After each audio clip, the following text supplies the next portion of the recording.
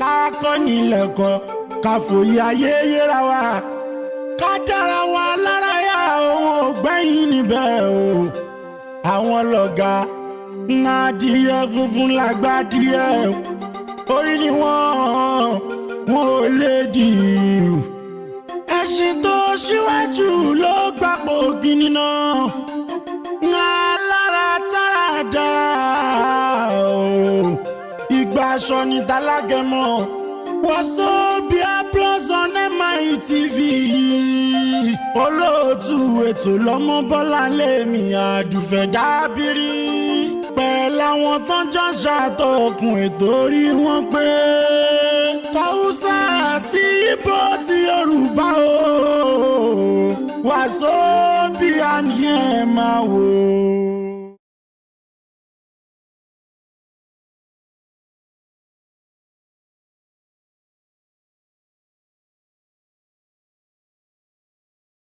tí ń wò wá ẹ káàbọ̀ sórí ètò wa ètò Wazobia Plus tó ń dé sí ojú amóhùnmáwòrán yín láti Muri International Television tí a fi kalẹ̀ sí Aláùsá nílùú Ìkẹjà a dúpẹ́ fún Ọlọ́run ọba tó pọ̀ nínú àánú tó ṣọ́ wa ní gbogbo ọ̀sẹ̀ tó kọjá àtàwàtàwà nílé agodo àtẹ̀yìn tẹ́ ń wò wá nílé tó dáàbò ẹ̀bò wá káàkiri gbogbo ibi tá a ti ń wá jíjẹ mímu tó dá gbogbo wa padà sílé wa láyọ̀ tó fi ṣọ́ ẹ̀ṣọ́ wa ní òpin ọ̀sẹ̀ tó wá mú wa padà sẹ́nu iṣẹ́ gbogbo wa gẹ́gẹ́ bá ti wà nílé agodo yìí pẹ̀lú àlàáfíà tó péye a dúpẹ́ fún Ọlọ́run ọba tó tó kí Ọlọ́run ọba tó tó yìn Ọlọ́run ọba tó lágbára lórí ohun gbogbo ọba tí ń jẹ́ èmi ni má ṣe bẹ̀rù ọba ọ̀ràn mọ níṣẹ́ bọ́mọ débẹ̀ ọba tó gbójúlé ọba tó fara tì bí òkè ọba àṣòrè fún ni má gbẹ̀jẹ́ ọba náà lákìláyìn lórí ètò Wazobia Plus ọba náà la dúpẹ́ fún gbogbo àánú àti orí àjẹjẹ tún ẹ̀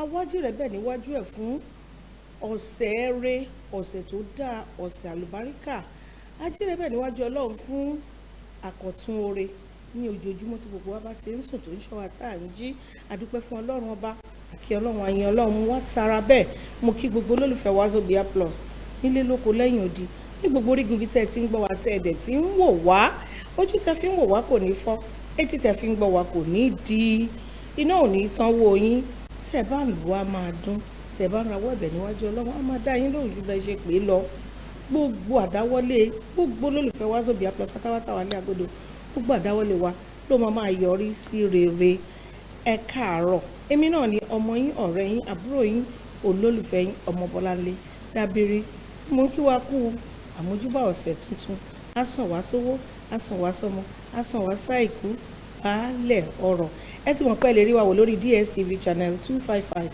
ẹ lè rí wa wò lórí UHF 43 tẹ́ bá lọ sórí Facebook tẹ́ bá ti search MITVNG tó bá ti gbé Facebook page wá fún yín gbogbo ìgbà tí àkọ́tún ètò bá ti ń gorí afẹ́fẹ́ tẹ́ bá ti like ẹ̀ ni wọ́n máa gba notification tẹ́ máa bá wa fi ìfẹ́ rin ìrìn àjò alálùbáríkà ṣé wá rí Wazobia Plus yìí tẹ́ bá ti lọ sórí YouTube tẹ́ bá ti search fún Wazobia Plus on MITV gbogbo àwọn ètò tá a ti ṣe sẹ́yìn akọ́tún ètò tó ń gorí afẹ́fẹ́ lọ́wọ́lọ́wọ́ báyìí gbogbo ẹ̀ ló máa ń gun orí portal yẹn ẹ lọ bá wọn subscribe síbẹ̀ kí n tó máa pe òkùnkùn ètùkù wọlé Rekiya Muhammed ó tọrọ gáfárà fún gbogbo ọ̀sẹ̀ tá a wà yìí nítorí ó nídìí láti lọ ṣe àwọn nǹkan kó lọ mójútó àwọn nǹkan kan ní ilé nílùú wọn àmọ́ òkùnkùn ètùkù ìsìbọ̀ is here none. How you dey? Ogadimma. You need to change this Ogadimma for me. Ogadirigimma. Òtútù ọba. Ṣé òtútù ò mú ẹ ṣá? Ṣé ó wà okay? Mo ti rí pójú ẹ ń shine. You don't hear Yorùbá finish. Ojú ẹ náà ń shine. Díẹ̀. Ojú mi náà ń shine díẹ̀. No, like I most saw Yoruba. I know. So I'm like dear. You're speaking, okay. Speaking. You're learning gradually. Exactly. Benny, that's good for you. You try. I don't sabi Ogadimma. No need that one, you know. Òtútù ọma ńkọ́? Òtútù ọma. Ọ̀rẹ́sì. Ìtẹ̀tàkọ̀ fọ́mà. Àyẹn ti pọ̀ jù. Ó máa ká mi lẹ́yìn. And I don't hear wọ́n àyìn òjì. So I hear wine, Ocha. I hear Agadi wine like yourself, Marama. Marama, do a Agadi wine, all of Nagi, Dalo. Libai, Kelemono, Asimono, Tutuoma, Keko no de, ono de Ofuma, ono Tetako Ofuma, I kele chinite. Makanya, I kele ya makata. Makizuka ibidota, I kele kwaya, I see ya jalo. Also, so ya Uchuku Kiki, Unyi, oh ya Uchuku ne ya indo, ne ya ike, ne ya ego, also so ya ne duane, oh ya weke ni lady noa, make no nala, I see ya Nimela, Chuku, Dalo, Imela.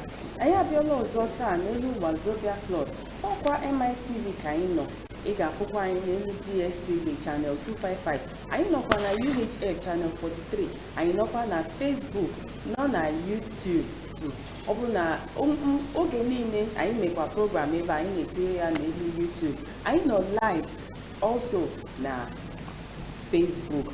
I see asem Chineke gozie unu ka ọ na-enye enu ego ka unu fukwa na subscribe na-ele anyị. Oke anyị butere unu taa ọwụrụkwo ihe dị mkpa ọ dị mkpa especially ụmụ nwanyị ọ dị anyị mkpa ka anyị nọrọ ala agala ebe ọbụla ka anyị maka ka ọ nọ ma ka anyị chama otu anyị ga-esi ma ya ọ bụ na anyị fụ enwe anyị na-eme that kind of nsogbu Chineke ga-enyere anyị aka afọ amụkwa okwukwe Chukwu Isibọ daalụ ne Dalu finish. Okay, Dalu no. What is Dalu? Well done. Okay, ọ̀nà Dalu no. Ẹ̀yin èèyàn wá ńlé lórí àkọ́tún ètò Wazobia Plus lónìí. Ẹ ti mọ̀ pé health Monday la máa ní ìlera òun lọ́rọ̀. Nítorí pé ẹni tó bá wà láyé tí kò lálàáfíà bó bá fi gbogbo ayé lówó kò lè gbádùn. Èèyàn tó wà láyé tí ò lálàáfíà tó bá fi gbogbo ayé yìí kọ́rọ̀ jọ kò lè gbádùn. Ìyẹn ni Yorùbá ṣe ń sọ wípé ìlera òun ni ọrọ̀ ẹ̀dá. Òun náà ló wá mú àwa náà mú ní ọ̀kúnkúndùn lórí ètò Wazobia Plus nítorí kí àtàwọn àtẹ̀yìn ká lè tètè máa rí ọgbọ́n tó yẹ ká kọ́ mú ní gbogbo ohun tó jẹ mọ́ ìlera ara wa. Ṣé wá rí lónìí tá a bá lọ sókè lọ tá a bá padà dé àkórí ọ̀rọ̀ wa tí dókítà wa tẹ́ ti mọ̀ bí ẹni mowó tí wọ́n máa bá wa yànnàná ẹ̀ òun ni ẹ̀dà ní ara àwa obìnrin ẹ̀dà èyí tí a máa pè lóyìnbó ní sperm leakage in women ẹ̀dà ní ara àwa obìnrin kí ló ń fà kí ló máa ń bí kí la ṣe ń tọ́jú ẹ̀ báwo gan lèèyàn ṣe mọ̀ pé òun ni gbogbo ẹ̀ ni dókítà wa máa bá wa yànnàná àmọ́ ẹ jẹ́ ká dókè lọ́hùn kábọ̀ tí a bá padà dé Wazobia Plus ètò ń tẹ̀síwájú ẹ máa bá wa kálọ. Hausa àti Ìgbò ti Yorùbá o Wazobia ni ẹ máa wò.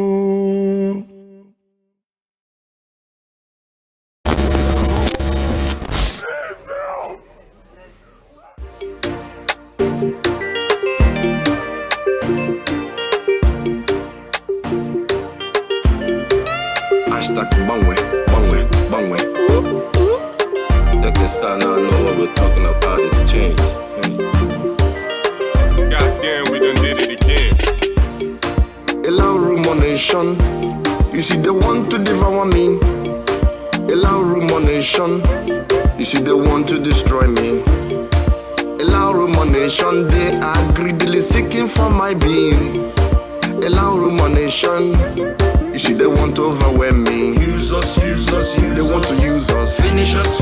They won't finish us. Cage us. They just cage us. Squeeze us.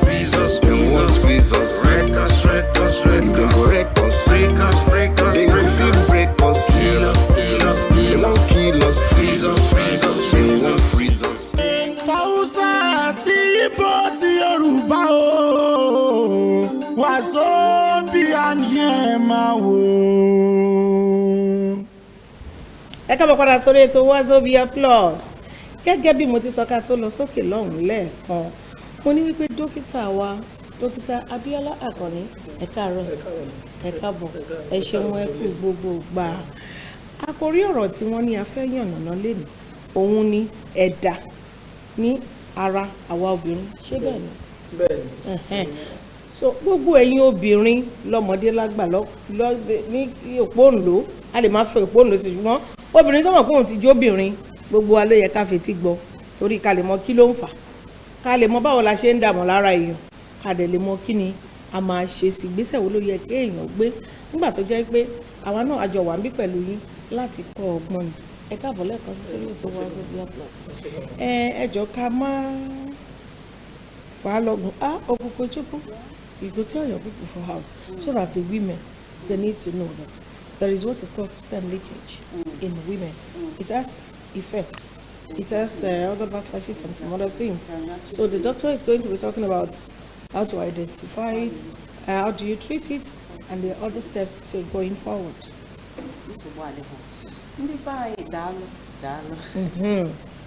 Don't they greet me now? Before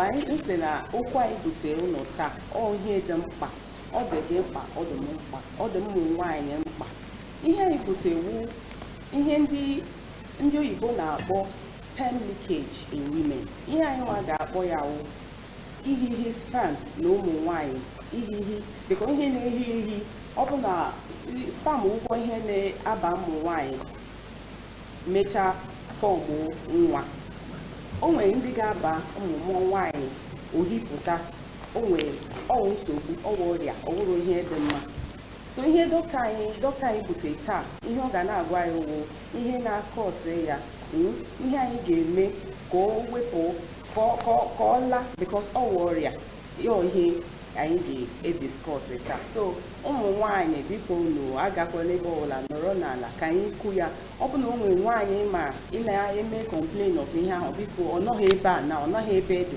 biko kpọọ ya ọ eme ya rekọd gee ntị ọfụma ọ bata ka ị kọwara ya ọ bụ na ọ nọ na-ele anyị ugbu a biko tinyekwa anya ka ige ntị ọkwa ihe dị mkpa daalụnụ. Thank you Okwukwe. Thank you Doctor Amade na pẹnu kí ni ó ń jẹ́ ẹ̀dà ní ara obìnrin. Nǹkan tó ń jẹ́ ẹ̀dà tí àwọn olóyìnbó pè ní sperm leakages òun ni pé tí obìnrin bá ní pé after tí ọkùnrin bá súnmọ́ tán tí wọ́n pè ní tọkùnrin bá release wọ́n pè ní àtọkùnrin sí ara obìnrin a máa rí kí ó bá di pé àtọ̀ yẹn ó wá ń padà ní gbogbo ìgbà kó ṣe gbogbo àtọ̀ tọkùnrin bá ṣe sára obìnrin gbogbo ẹ̀ náà ló máa wọlé tán àwọn míì náà máa ń return but àwọn return mi wà ti jẹ́ pé normal but in the case tí obìnrin jẹ́ pé ó ń wojú Ọlọ́run tó ń wojú Ọlọ́run that means tí àtọ̀ yẹn bá ń padà is a sign sometimes one of the causes of infertility pé àwọn tó ń wojú Ọlọ́run àìrọ́mọbí ẹ̀dá wà nínú kan tó jẹ́ pé nílẹ̀ Yorùbá tí a máa ń mójútó gan tó dẹ̀ common gan di pé ìgbà míì gan wọ́n lè sọ pé bóyá tí ọkùnrin yẹn ìgbọ́n pè ní maybe sexual position all those things but in aspect of English sperm leakages is just a return of semen or fluid after a male ejaculation after sexual intercourse and this is one of the key factors when it comes to infertility, primary infertility cases because when you are talking about infertility it has a very wide causes that related to infertility but this sperm leakage is one of common ones especially for our young ladies new couples trying to predict how to conceive. ìyẹn àwọn ọ̀dọ́mọbìnrin àwọn ọkọ tìyàwó tó ṣe gbéra wọn níyàwó we find out that this sperm leakage is one of the key ni pé àtọ̀ á máa jáde ni pé and causes tó ń cause ẹ̀ tó pọ̀ you understand but ìgbọ́dọ̀ pé tí àtọ̀ máa ń jáde. a máa débi causes yẹn náà kí tiẹ̀ ní àtọ̀ yẹn gan tẹ̀tẹ̀ ti ṣe àlàyé ní ìsinyìí báyìí kí ni obìnrin ṣe máa wá mọ̀ wípé ẹ̀dà ń dà wọ́n láàmú. ìkan tó bìnrin máa ṣe mọ̀ pé ẹ̀dà ń dà wọ́n láàmú ni pé ó máa ní pé tí ọkùnrin bá dìde lórí òun ìgbà míì wà maybe ní ìṣẹ́jú kan àbí ìṣẹ́jú méjì á kàn rí pé nǹkan dà lára ẹ̀ bí omi bí pure water àbí ọ̀dà gbé a rí pé level nǹkan tó dà lára ó pọ̀ ju nǹkan tó yẹ kó stay lọ because there is what we call vaginal fluid ni pé we have a seminal fluid we have a vaginal fluid that flora nínú vagina ìyẹn náà lè jáde tóbìnrin náà bá lóbìnrin náà come ni pé obìnrin náà omi àmì ìsìnkú àwọn á jáde bọ́ tí quantity kan tó jáde tó bá ti ń pọ̀. that means àti ọkùnrin àti obìnrin ló ń damira. ló ń damira. ok ṣùgbọ́n ìkan pọ̀ jù kan lọ. ìkan pọ̀ jù kan lọ tó bá ti wá ní pé obìnrin yẹn notice pé tóun bá ti ní sex tán ni pé nǹkan tó ń jáde lára òun immediately tọkùn bá ti dènà lóyún orí bẹ́ẹ̀dì òun ó ń rí stain tó ń pọ̀ tó dẹ̀ rí pé the quality of the sperm ó stain ní bed sheet àbí ó wọ betro ní gbogbo ara òun ó jáde bí messes irú ìyẹn tó wáyé pẹ́ni tẹ́ kò wojú ọlọ́run èmi náà be worried ó máa rò pé ìkọ̀kan ṣòwò bẹ́ẹ̀ tó ń wojú ọlọ́run á focus lórí pé nǹkan tó yẹ kó wọnú ara òun ló ti ń jáde yẹn from there irú obìnrin mẹ́rin ó máa mọ̀ tóbi bẹ́ẹ̀ ni pé obìnrin àtọkùnrin tó wà nínú yàrá kan náà tó ń wojú ọlọ́ fún orí ọdún kan torí pé òun ò tẹ́kì kò lóyún. tọ́lọ́run ò tí ì dá lóhùn tí ò tí ì tóyún. tí ò tí ì sóyún á rí pé àwọn dẹ̀ ń súnmọ́ra àwọn nínú the same ilé á rí pé tí ọ̀kíní ẹ̀ bá ní pé ó continue lẹ́ni tàbí má ti ní sex ló ń jáde á mì pé irú obìnrin báyìí a máa ní focus lórí ìgbọ́dọ̀ pé ní ẹ̀dà. ọ̀nà tá a lè dá mọ̀ nìyẹn. yes pé ẹ̀dà dàrú ẹ̀ nìyẹn. mo kí n tó jẹ́ kí òkùnkùn ṣàlàyé ẹ jẹ́ ń béèrè this particular one normally tí ọkùnrin àti obìnrin bá meet wọ́n bára wọn lájọṣepọ̀ ṣé kò yẹ kí nǹkan kan dà lára obìnrin yẹn rárá was there not supposed to be any kind of discharge after the intercourse? Yes. Why I'm asking is because you are explaining ẹ̀ ń sọ wípé obìnrin tó bá ti rí pé each time tó bá ti jọ ní àjọṣepọ̀ bóyá ó ń rí fluid ó ń rí lára ẹ̀ ó ń rí lórí bed and everywhere but normally ordinarily yàtọ̀ sí pé èèyàn ń wá ọmọ tí ọkùnrin àti obìnrin bá jọ ní àjọṣepọ̀ that they come together to have intercourse. Is there not supposed to be any discharge from the woman? No. I'm not talking of the discharge of the woman. I mean some breast. Yeah, there's a return of it. Excesses. There is naturally. Okay. There's a little level of return of the sperm cell. Okay. But another thing is that it depends on sexual position. Positioning involving what this question is all about. It depends on sexual position that will now indicates the level of the return of the sperm cell. You understand? When you have different, maybe doggy style, this style, all those things. Sometimes the return will be probably higher. Ní Yorùbá. Ní Yorùbá. Ní pé ọ̀nà tí wọ́n bá gbà bára wọn lájọṣepọ̀. ọ̀nà tó bá gbà láti lájọṣepọ̀.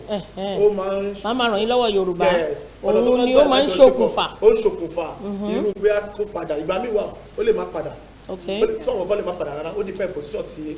Wọ́n bá ti jọ ní àjọṣepọ̀ yẹn. Tọ́jú position tó jọ ní àjọṣepọ̀ yẹn ó di pé bóyá. Wọ́n bá ṣe olórí ìdúró. Ká sọ pé obìnrin wà lórí ọkùnrin kò sí ọgbọ́n ẹ̀ sperm máa padà because obìnrin yẹn wà lókè. Tọ́wọ́n lẹ́yìn pé bóyá obìnrin yẹn sùn lẹ̀ bóyá ó lo pillow àbí gan ó possible kí sperm yẹn má tẹ̀ padà rà pé ó lè jẹ́ after 30 minutes or an hour or 2 hours látọ̀ rí mímì drop wọ́n kàn lọ sí toilet. Okay.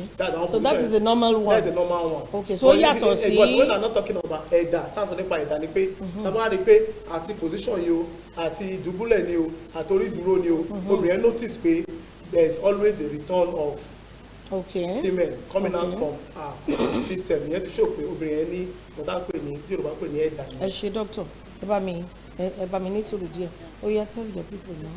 Thank you doctor. Ndị be anyị otu ọ na-agakwa ebe a o na ihe anyị na-ele anya o dọkịta anyị pụtakwa Dr. Abiola Akoni ihe o kwuru na ihe sperm n'ime ụmụ nwaanyị na ọ ihe ikwesị ịdị ọkwa o dipendị otu o si eme sometimes nsogbu sometimes onweghị ihe o mere meanwhile ọ bụ na o nwere the quantity pụtanụ the amount pụta ọ bụ na nwaanyị na nwoke ha fụ onwe ha ugbu a ha fụcha onwe ha mechaa ha mee mmekọ mechaa ya nwaanyị bilizie ọ bụ na ihe nwoke tinye ime ya apụta ohipụta just like that ọ dị na especially ọ bụ na nwaanyị ahụ na nwoke ha na-elechukwu anya ka ha mụta nwa ome nke izi mee nke abụọ na ọwụrụ ihe ikwesị ịgba nkịtị ọ ihe ị ga-ejepụta ka agwa gị na ihe a ọ ka a lepụta ya agwa gị na nke a adịghịkwa mma because ọ bụ na ụlọ ohi na ọ dị normal ka obere sperm ahụ ka ọ pụta ọ bụ na ha ncha pụta ịfụ ya na nke pụta nke a buru ibu o kwesịghị dị like that ọ bụ na ọ obere pụta onweghị nsogbu normal ọsọ okwukwa na o dipende otu otu gị na di gị ọ gị na nwunye gị o dipendede otu unu si mee mmekọ ahụ ọ ya ga-decide ọ bụ na sperm ahụ ga-apụta ọ gaghị apụta like ha ncha ọ bụ na ha ncha ga-apụta ọ ha ncha agaghị apụta o kwesịkwa ịpụta obere because o nwere nke ga-apụ nke ahụ wụrụ ihe ga-enye mmadụ nsogbu na nke a ọ ga obi gị na-ehu ịda nke adịghịkwa mma nke mba otu ahụ ka o kwesịrị ede obere ga-apụtakwa obere anọrọ pụta ọ bụrụ na nke pụta buru ibu even obere I don't dey hear Igbo ẹ̀yin èèyàn wa ń lé Wazobia Plus lórí ètò lónìí ìlera lọ́rọ̀ òun ló jẹ gbogbo wa lógún àkórí ọ̀rọ̀ tá à ń sọ lọ́wọ́ tá a jọ yànnàná pẹ̀lú Dr. Abiola Akanni òun ni ẹ̀dà lára àwa obìnrin jẹ́ ká dókè lọ́hùn fún ìṣẹ́jú kan kábọ̀ tá a bá padà dé màá fẹ́ béèrè lọ́wọ́ dókítà ṣáwa obìnrin nìkan lè dá ń yọ lẹ́nu ẹ bá wa fàpèrè tẹ́ ẹ jẹ́ ká dókè lọ́hùn fún ìṣẹ́jú kan kábọ̀ ètò wa máa tẹ̀síwájú. Hausa àti Igbo ti Yorùbá o Wazobia ni ẹ máa wò. Ẹ̀rù ń bọ ọmọ ìlú yìí o ẹ bá ń wí fún wọn kó bọ̀ wá dẹ̀rùn ominú ń kọ ọmọ ẹ̀rù ń yọba jẹ́ ń wí fún wọn ayọ̀ rẹ̀ ń bọ̀ gbọ́ ohùn alóore bó ṣe ń ké sí ọ pé kó má gbọ́ ọ̀nà Àbújá torí ó lè lọ léwu kó má bà ṣẹ̀ṣẹ̀ lẹ́dà rẹ̀ erin mọ́ ṣe wó mọ́ o ìwọ ló ní kó pé o ẹ̀fọn mọ́ ṣe kánjú o sì mọ́ jogún ọ̀dà ẹkùn mọ́ ṣe yọmọ́ o ìwọ ló ní ìjù àẹ́dùn mọ́ ṣe bínú o sì mọ́ bẹ́ẹ̀ lórí igi o àníyàn bá ń sọ fálágẹmọ kò sì mọ́ pàwọ̀dà wúrà mọ́ sunkún mọ́ o sì mọ́ dán tó bá ti lanà kọjá ọmọ mọ́ ṣe ké mọ́ o màmá rẹ̀ ń gbọ́ mú ń bọ̀ ọjọ́ iwájú mi o sì mọ́ dán àṣẹ ráyé mi o sì mọ́kún régé. Hausa àti Igbo ti Yorùbá o Wazobia ni ẹ máa wò. ẹ káàbọ̀ padà sórí ètò Wazobia Plus àkórí ọ̀rọ̀ tá à ń yànnàná pẹ̀lú Dr. Abiola Akanni ni ẹ̀dà ní ara àwa obìnrin dókítà ẹ jọ̀ọ́ pẹ̀lú àwọn ọ̀rọ̀ tẹ́ ẹ ti bá wa yànnàná síwájú kí ni ó ń fa ẹ̀dà yìí ara obìnrin kí ló máa ń fà á tí obìnrin fi máa ń experience sperm leakage ẹ̀dà tá à ń sọ nípa ẹ̀. nǹkan tó ń fa ẹ̀dà ó oríṣiríṣi nínú àwọn nǹkan tó ń fa ẹ̀dà nǹkan tó máa ń kọ́ sọ lẹ́ẹ̀kan tí a bá ń sọ nípa ọ̀nà tí ọkùnrin àti obìnrin ṣe ń bára wọn lò pọ̀ that is a positioning that is one. Two ni tí àtọ̀ ọkùnrin náà tó bá ṣàn that is watery sperm. If there is a watery sperm sometimes there will be easier if there is not the quality or the quantity of the sperm is not active enough, the motility of that sperm is not that valued enough. That means there is possible there is a return of sperm. That is lára contribution ẹ̀dà nìyẹn látọ̀ bá ṣàn ní àdọ́dá tó máa pè kíní kan ní tóbìnrin máa ní internal heat ooru inú ooru inú ló wà níbẹ̀ pọ̀ jù that is internal heat ooru inú yìí pé ó dàbí tí èèyàn bá gbé orí àbí bọ́tà sẹ́gbẹ̀ẹ́ stove ó máa ṣe kíni ó máa yọ ni pé inú obìnrin gbọ́dọ̀ jẹ́ bí kind of bí fridge ibi tó tutù lọ́nà dá the womb of a woman to be like a cooling space. Yes. The sperm power is able to accommodate the sperm. It will not neutralize it or killing it. But when a case whereby a vaginal wall, the acidic level is very high, maybe due to abuse of antibiotics. Yeah, natural. Yes. Okay. Yes, because this sperm power, obìnrin bá ní orun tí ò ní infection, obìnrin lè gbé sperm for 24 hours 48 hours. Táwa lára obìnrin yẹn. that is ara ẹ̀ máa preserve sperm yẹn but tí orunú bá wà á yẹ máa dá àtọ̀ yẹn padà tí obìnrin bá ní nǹkan tá à ń pè ní àrùn abẹ́ that is vaginal infections that means candidiasis what is it fungal infections staphylococcus gonorrhea and the one major one wey we call PID that is pelvic inflammatory diseases meaning that tóbìnrin bá ti release síbẹ̀ àwọn bacteria yẹn in the process of killing they are trying to defend themselves killing the sperms they will be eating up the sperm cell or damaging the image of the sperms because the sperm cell has the head the tail and the body. I remember the other time that we had the discussion I saw wípé orí wà body there wà yes and by the time the bacteria eat up the head or the tail it reduces the motility of that sperm the pay target the sperm yẹn lọ á reduce the really meet up to egg yẹn and then it comes back then àwọn causes there but one of the major causes with experience and consultation is majorly is infections. Yes, in women and in men. The PIDs. PIDs. Okay. PID in women and STDs in men. Okay. PIDs in women. That reduces the quality, the motility of the sperm cell, STDs in the men. sperm count, and at the same time, the infection in women that changes what we call hormones, that causes hormonal imbalance, causes irregular, not allowing the woman to even to ovulate normal or making her egg to naturally active. Ẹ jọ̀ọ́ nítorí àwọn tó wò wá ní especially àwọn obìnrin tó bá ní ooru inú ṣé gbogbo ìgbà ló máa experience heat no normally so that obìnrin tó bá ní ooru inú kó lè tètè mọ̀ kí ló ṣe máa mọ̀ pé òun lóoru inú yẹn. Ooru inú. Good. Ooru inú.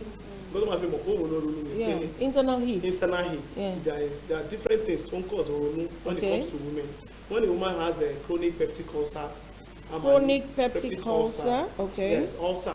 Wọ́n máa ní oronu. Tí ó máa ń rí pé ìsàlẹ̀ inú máa ń gbóná. Àbí tí ọkùnrin bá bóun ṣe tán á di pé ìsàlẹ̀ ń gbóná àbí ooru mú òun gbóná. And that one of the major signs of ẹ̀dà náà nìyẹn. Ni pé gbígbóná yẹn láti pé sperm yẹn tó bá gbóná yẹn àdìpé sperm yẹn máa dà bẹ́ẹ̀ náà or he has a discharges and orun mi àdìpé ohun ẹlòmíì lòun inú ní pé tóbi ní bàtà pé ọkùnrin bóun lọ́pọ̀ bá ṣe dìde àdìpé òun ní inú stomach pain after sex.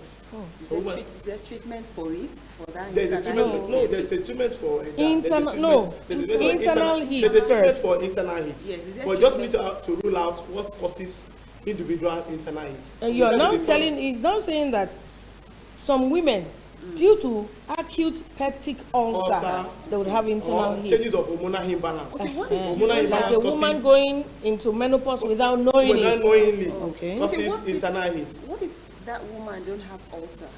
And that's what I'm saying. If that woman don't have ulcer, it may be changes of hormonal changes in the woman. It may be changes of due to chronic infection.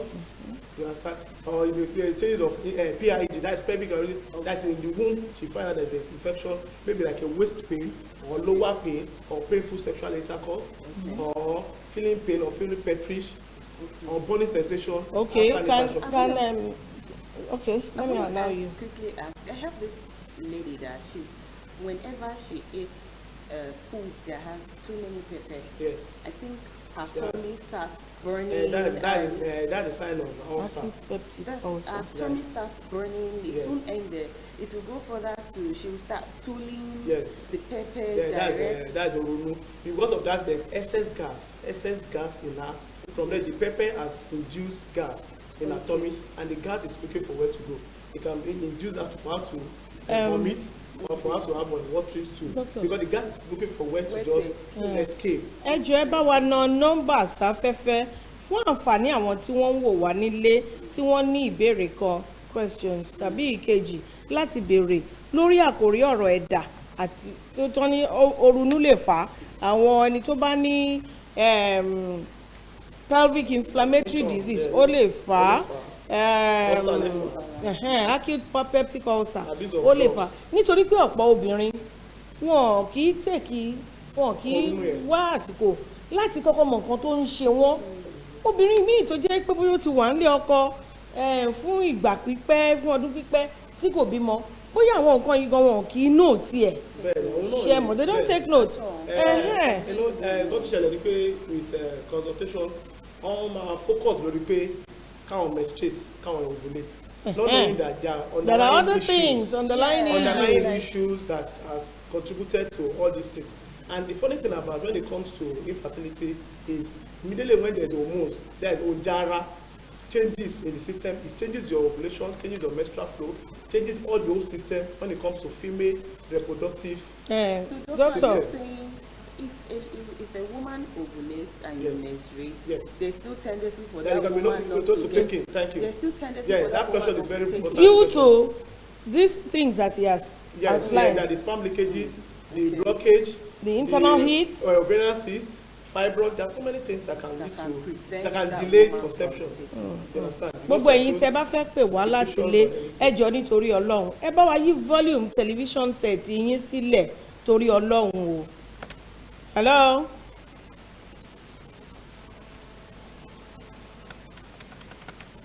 Now doctor ẹ ti yànnàná àwọn kí ló ń fà fún wa nísìn ẹni tó bá wá mọ̀ pé nǹkan wọ̀nyí ń ṣèun ìgbésẹ̀ wo ló yẹ kó gbé. ẹ tó bá ti mọ̀ pé òun ní ẹ̀dà àbọ̀ náà ọ̀hún tó. Hello. Ẹ káàárọ̀ mà. Ẹ káàárọ̀ mà. Orúkọ yín àti ibi tẹ́ ti ń pè wá. Orúkọ mi ni Mrs. Ahmed Ọlámọ́dà. Mrs. Ahmed. Láti bo. Láti Honeyland Parish. Ó dà à ń gbọ́ yín mà.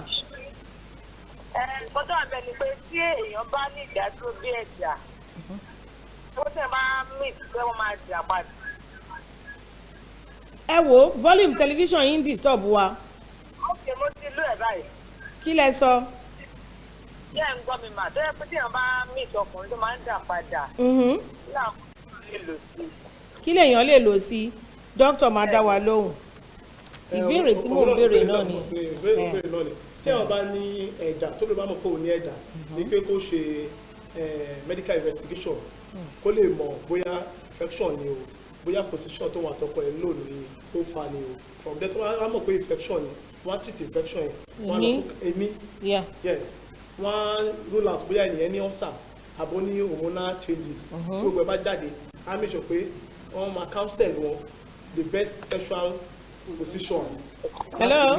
Make sure that the sperm is not returning. Hello. Hello sir. Ẹ káàárọ̀ sà orúkọ yín àti ibi tẹ́ ti ń pè wá sà. Hello. I think that call went off.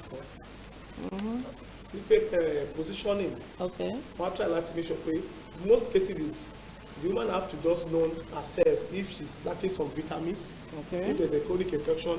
If the partner has infection that causes maybe watery sperm. You mean the man? The man have to do semen analysis, semen culture to know how quality the sperm is. Okay. And the woman have to rule out, there's what we call the test, the high vaginal swab. Okay. They have to do high vaginal swab, they have to do culture, and maybe the woman is having UTI, that is urinary tract infection.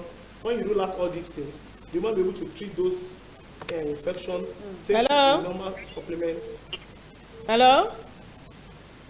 Ìpè yẹn náà tún re mi mọ nǹkan tó ń re ìpè o àwọn ìgbésẹ̀ tí èèyàn lè gbé ìyẹn ni àwọn medical investigations tẹ̀ ń sọ lọ́wọ́ o ṣé mo pẹ́ ṣe máa sọ bọ́n ṣe máa tọ́jú how to treat this ẹ̀dà tá à ń sọ yìí. Hello. Hello. Ẹ káàárọ̀ sà orúkọ yín àti ibi tẹ́ ti ń pè wá. Babájídé ló ń pè láti Àgbàdo. Babájídé láti Àgbàdo. Bẹ́ẹ̀ni. À ń gbọ́ yín sà. Tí ọkùnrin tó bá ń jí torí kíní tó dà sí lára ṣé àtọ̀ ẹ̀ náà ló ń kọ́ sí. Kí lẹ sọ sà? Mo ní tọkùnrin bá ti sùn tàbí ó jí tó wá rí kíní dà sí lára tí ọkùnrin dà. Okay. Ṣé àtọ̀ yẹn náà ló ń kọ́ sí ẹni tàbí kíni? Ó dáa wọ́n ní tí ọkùnrin bá sùn tó bá jí torí tí gbogbo ara òun tutù pé ṣé àtọ̀ náà ló padà. Ìgbà míì tí òun náà pè ní mímí ẹnìyẹn ó sùn tó pè ní masturbation maybe during oorun tó ń sùn bóyá wọ́n masturbate ní pé sperm jáde ìgbà míì wà tó pọ̀ wọ́n lè ṣe yẹn lójú oorun. wọ́n lè ṣe yẹn lójú oorun. hello. it happens during sleeping. volume television yìí ò lè jẹ́ ká gba ìpè yín Mr. Sunday a ti ń sọ gbogbo ìgbà ẹni tó bá fẹ́ pè wọlé kó yí volume television set ẹ̀ sílẹ̀. hello. hello.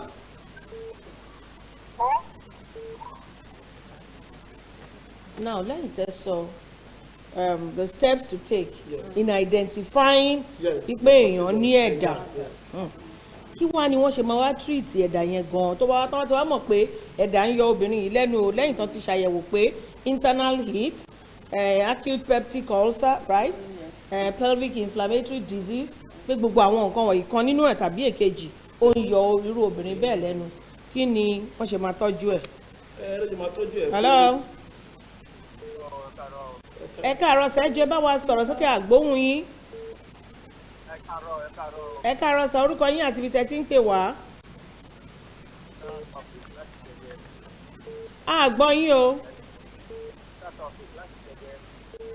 Mr. Taofik láti Ìjẹ̀dẹ̀. ok.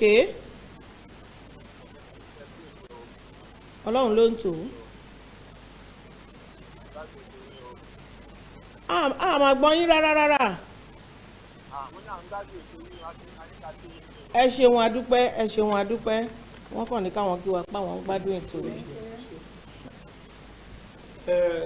nǹkan tí à ń sọ̀rọ̀ a fẹ́ sọ̀rọ̀ nípa treatment ní ìsìn. ẹ̀dọ́ lè fi treat ẹ̀dà is in different form. okay. medically and nítorí pé ọ̀rọ̀ ẹ̀dà yìí ní ilẹ̀ Yorùbá wọ́n focus lórí gan.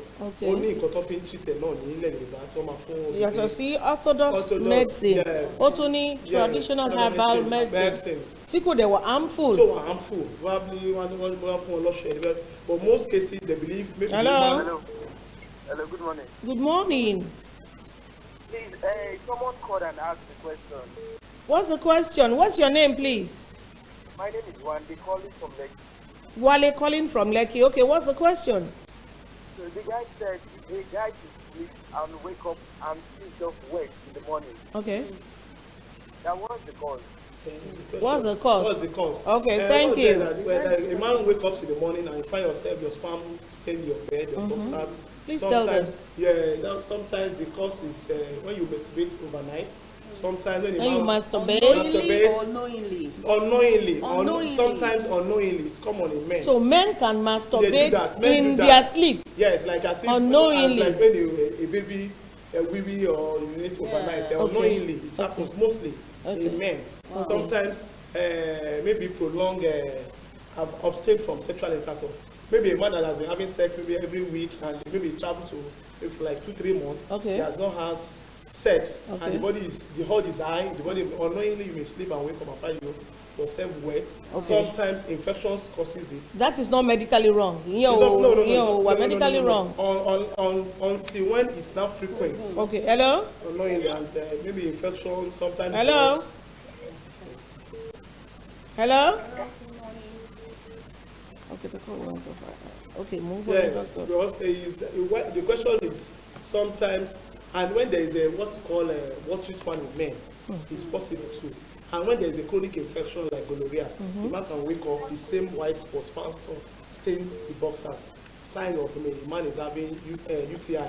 Okay, nǹkan tẹ́ ń sọ nísìnyí ni pé tí ó bá jẹ́ pé once in a while lọkùnrin ń sùn tó ń jí torí pé òun ń dà sára òun tí ò bá wà frequent tí ò ń ṣe gbogbo ìgbà ìyẹn ò kí kò wà medically wrong but tó bá jẹ́ni tó ń rí léraléra òun náà láti lọ yẹ ara ẹ̀ wò. And have to be sure the discharge the sample have to take for test to be sure is it sperm cell or is it a pus, is it on the other side to know maybe he has bladder infection or UTI infection. Hello. Hello, ma. Ẹ káàárọ̀ ma. Orúkọ yín àti ibi tẹ́ ti ń pè wá mà. Olúwatóyìn àti Bàǹkì ló ń sọ̀rọ̀ láti Alágbàdo. Olúwatóyìn láti Alágbàdo. Ẹ káàárọ̀ mà. À ń gbọ́ yín mà. Yes, ma. Ẹ jọ̀ọ́ mo fẹ́ bèrè lọ́wọ́ dókítà. Ẹni tí ó ti bí ọmọ kan tẹ́lẹ̀ tó wá ní ẹ̀jẹ̀ kíkì lẹ́yìn. Ó dẹ̀ ti tú ẹ̀. Tílẹ̀ ló níyẹn. ẹni tó ti bí ọmọ kan tẹ́lẹ̀ tó wá ní kíni. ó ní ectopic lẹ́yìn. ectopic pregnancy okay. so wọ́n ní wọ́n ti tú ẹ̀ but now kí ni ìgbésẹ̀ tó tún lè ṣe láti jẹ́ kí. okay. Okay, doctor náà gbọ́ kọ́sán wọ́n ní pé ẹni tó ti bímọ tẹ́lẹ̀ tó wá ní ectopic pregnancy tó dẹ̀ ti tọ́jú ara ẹ̀ bóyá tó tún wá ń wojú Ọlọ́run lọ́wọ́ báyìí pé ìgbésẹ̀ wo ló yẹ kó gbé. ẹni tó ti bímọ tẹ́lẹ̀ tó ní ectopic pregnancy fine ectopic pregnancy ni pé nínú tubes méjì tọ́lọ́run dá ẹgbẹ́ kan tubes yẹn maybe left or right maybe if the ectopic pregnancy occur at the right side they will do a surgery to prevent the mother death of maternal bleeding that means that tube has been affected ni pé ojú Ọlọ́run tó wọ ẹ pé tube kejì yẹn normal ní láti focus lórí maybe if the cause of ectopic pregnancy may be blockage or obstruction from the tubes tó jẹ́ kí eggs ẹ̀ wọnú womb ló jẹ́ kó lọ force the wrong side that means the person have to take a proper investigation and treatment kí irú ectopic ẹ̀ má tún lọ ṣẹlẹ̀ sí right side. ẹ ṣe pé ó lè lóyún but you need to just take a expert management. ẹ jẹ́ kí n túbọ̀ ṣàlàyé ìyáàfin Olúwatóyìn tán pé àwọlé láti Alágbàdo wọ́n ní wípé ìgbésẹ̀ tẹ́ máa gbé ni pé ẹ lọ sí ọ̀dọ̀ àwọn dókítà fún àyẹ̀wò tó péye láti ensure pé tíùbù kan tó kù yẹn kì í ṣe pé ó dí níbì kankan tí kò jẹ́ kí sperm ríbi wọlé sí inú womb àbí bẹ́ẹ̀ kọ́ ẹ ṣeun dókítà. hello. ẹ káàárọ̀ mà. That's another call that's not to go. Now ẹ ń sọ̀rọ̀ treatment lọ. Yes. Treatment yẹn ni pé most cases from Yorùbá tó jẹ́ pé ẹ̀dá wọ́n believe pé obìnrin yẹn ló ní problem pé bí obìnrin yẹn ní vaginal infection. Wọ́n máa ń focus lórí pé kọ́ fóbìnrin ní oògùn tó máa focus lórí tó máa di pé vaginal wall yẹn ìdọ̀tí vaginal wall yẹn everything wọ́n lè mú ìṣòro wọ́n treat obìnrin yẹn sperm yẹn ò ní lè máa padà bí i infection wà bẹ́ẹ̀ ni or bacteria or virus on that level ní pé wọ́n treat obìnrin yẹn tó bá find out pé ọkùnrin ni sperm ẹ̀ wà watery àbó ní infection ọkùnrin náà máa play lórí supplement. Hello sir. There is a quality of sperm cell. ẹ káàárọ̀ sà orúkọ yín àti ibi tẹ́ ti ń pè wá sà. Obinrin láti Sango. kí lẹ pè sà. Jubril láti Sango. Jubril láti Sango à ń gbọ́ yín sà. Ìjọba wa fẹ́ rí dókítà bá láti lè rí wọn.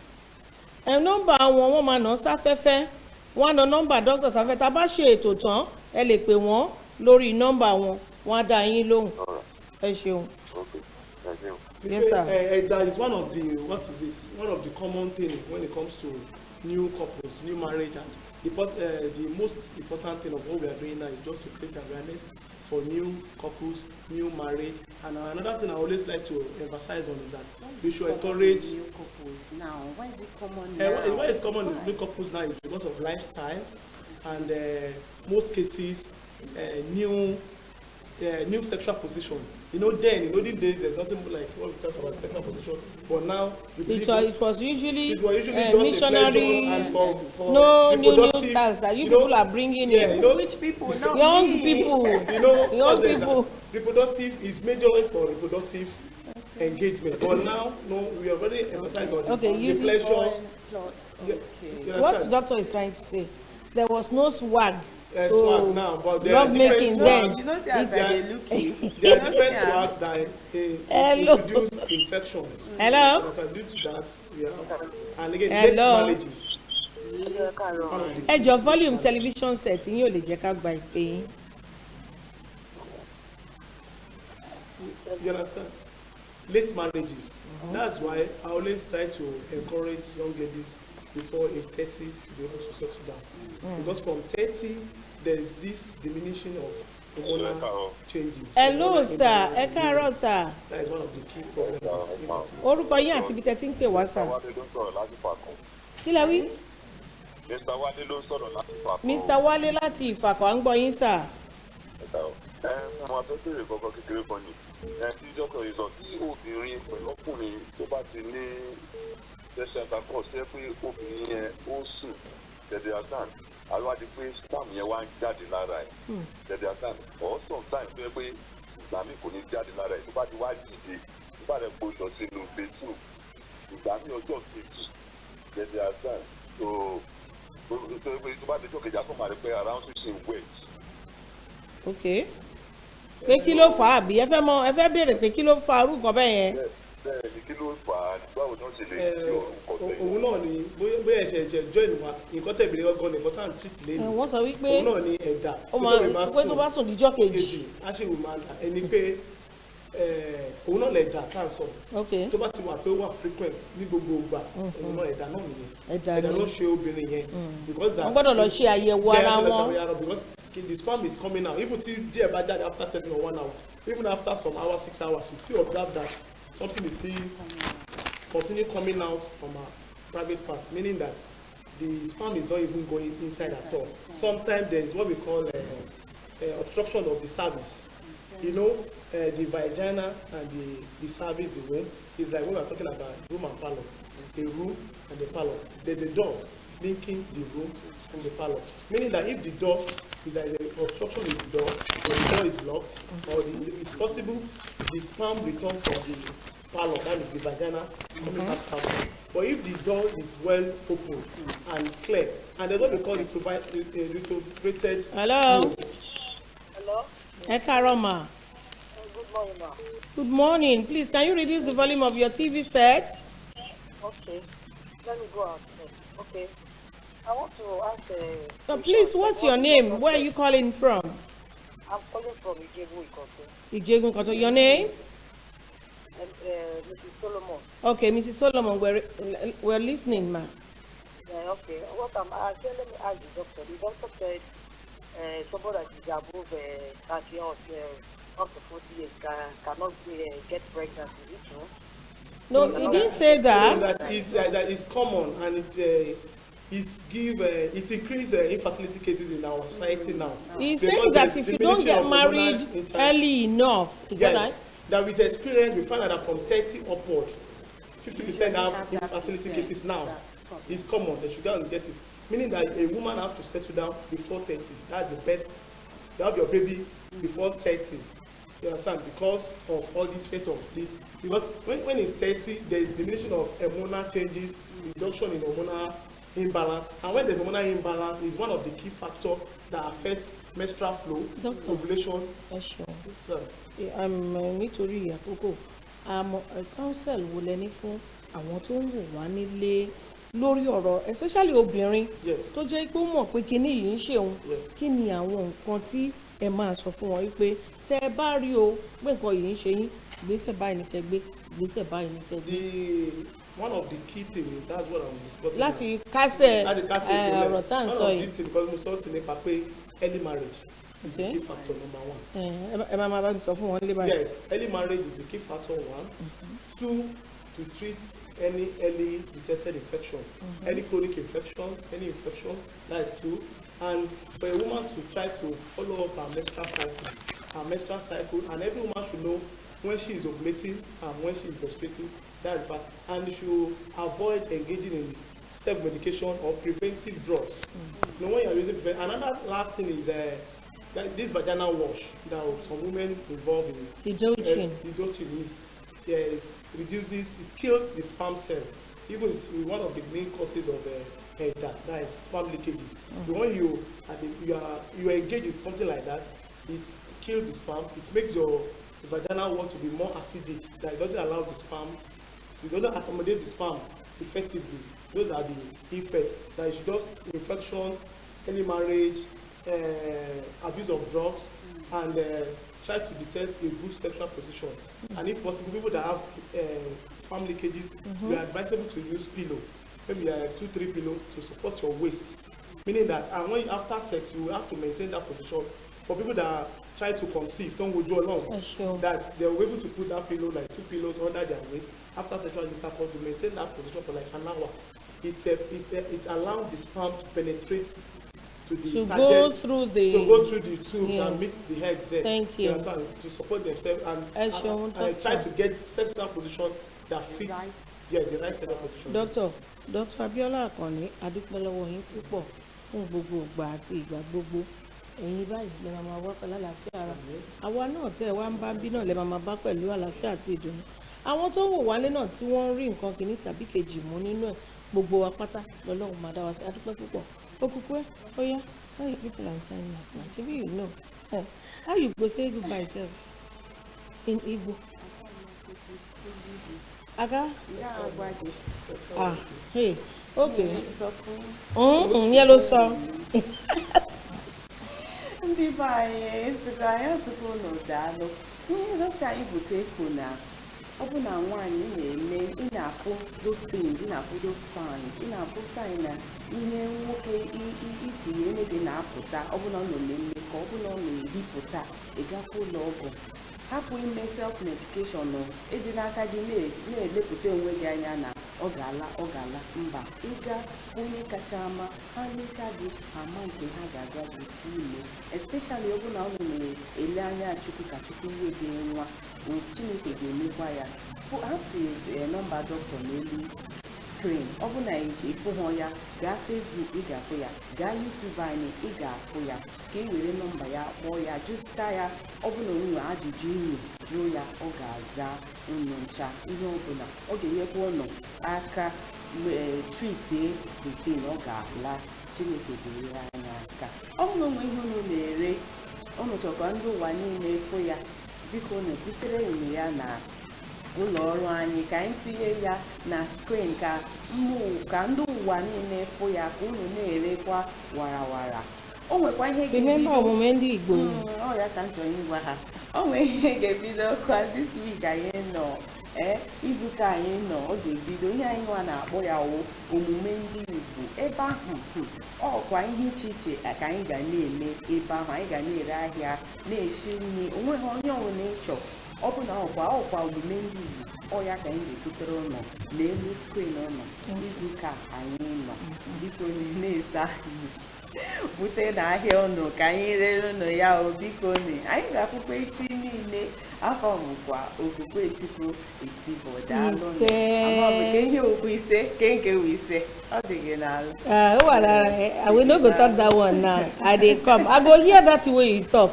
very soon ẹ̀yin èèyàn wa ń lé àníri jù báyìí lọ lórí ètò Wazobia Plus ẹ ti mọ̀ pé gbogbo ọjọ́ Monday ọjọ́ Ajé báyìí ètò ìlera tó ṣe pàtàkì sí gbogbo wa tó jẹ wá lógún òun ni a máa mú gbọ́ lórí ètò Wazobia Plus mo dẹ̀ mọ̀ pé gbogbo ẹ̀yin tẹ́ jókòó tẹ́ wò wá tẹ́ fífẹ́ bá wa lọ ẹ rí nǹkan kan tàbí èkejì tẹ́ rí dì mú láti lè mọ̀ pé nǹkan yìí ń ṣe mí ìgbésẹ̀ tó yẹ kẹ́ gbé bí wọ́n ṣe máa ṣe ìtọ́jú ẹ̀ adúpẹ́ gbogbo ìgbà tẹ́ ń fífẹ́ bá wa lọ ní orí ètò Wazobia Plus ẹ má gbàgbé láti lọ sí orí YouTube ètò tá a ṣe lénìí ó máa gun orí YouTube portal wa Wazobia Plus on MITV tẹ́ ẹ bá ti tẹ̀ lórí YouTube ó máa gbé yín lọ sí channel Wazobia Plus kò sí ètò àti ṣe tẹ́ ẹ̀ ní rí wò ń bẹ̀ títí di àárọ̀ ọ̀la gbogbo ẹ̀yin onílé iṣẹ́ ńláńlá náà là ń pè àti onílé iṣẹ́ kéékèèké oníṣẹ́ owó oníṣẹ́ àdáni àti oníṣòwò tẹ́ ẹ ní tẹ́ fẹ́ káyé rí pẹ̀ ń ṣe tẹ́ ẹ fẹ́ ṣe àfihàn àwọn tí ẹ gbé dání ẹ pè wá sí orí àwọn ẹ̀rọ ìbánisọ̀rọ̀ wa ẹ bá wa dòwò àṣejèrè pọ̀ à ń retí yín títí di àárọ̀ ọ̀la tí àkọ́tún ètò Wazobia Plus tó máa balẹ̀ gùdẹ̀ sí ojú amóhùnmáwòrán yín pẹ̀lú àkòrí ọ̀rọ̀ tuntun ní ọ̀la èmi ọmọ yín ọ̀rẹ́ yín àbúrò yín olólùfẹ́ yín ọmọ Bọ́láńlé Dábírí ní mò ń dábẹ́rẹ́ pé ká fi ire ayọ̀ àti ìdùnnú ká fi pàdé ẹ ṣeun púpọ̀ ire o.